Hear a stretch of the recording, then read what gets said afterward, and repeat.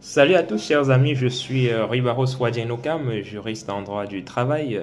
Alors, est-ce que le salarié doit signer un avenant lorsqu'il change de poste?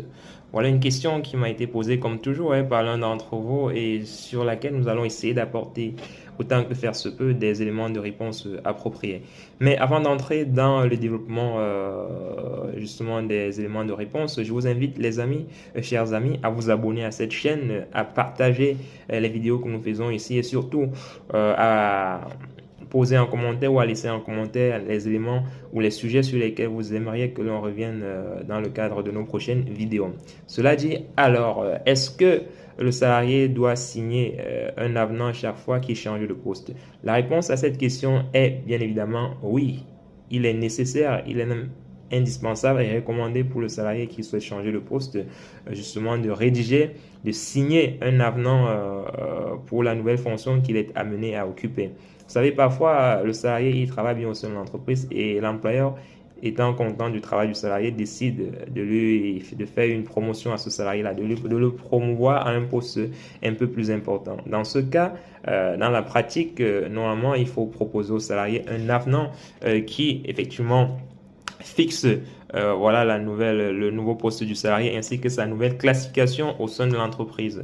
En plus de ça, l'avenant précise la nouvelle rémunération du salarié si sa rémunération naturellement évolue en fonction de ses missions. On imagine bien que si les missions évoluent, la rémunération devrait également suivre pour une question de logique. Donc, je pense que pour un besoin, pour une question de sécurité juridique, il est nécessaire justement pour le salarié de valider par le biais d'un avenant ses nouvelles fonctions. S'il ne le fait pas, il se retrouve dans une sorte d'insécurité juridique si demain, par exemple, il y a une problématique en ce qui concerne ses missions.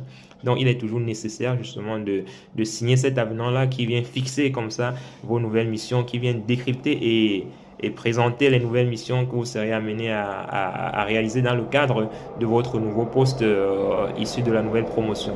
Donc, la promotion, ça peut être autre chose que la promotion. L'employeur peut décider, par exemple, dans le cadre de son pouvoir disciplinaire, de vous rétrograder et s'il le fait, naturellement, il devra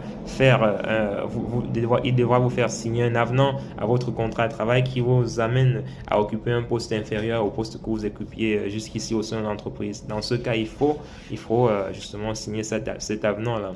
Voilà. Et si vous ne signez pas l'avenant, l'employeur il peut déclencher derrière une autre procédure disciplinaire justement pour vous sortir les effectifs.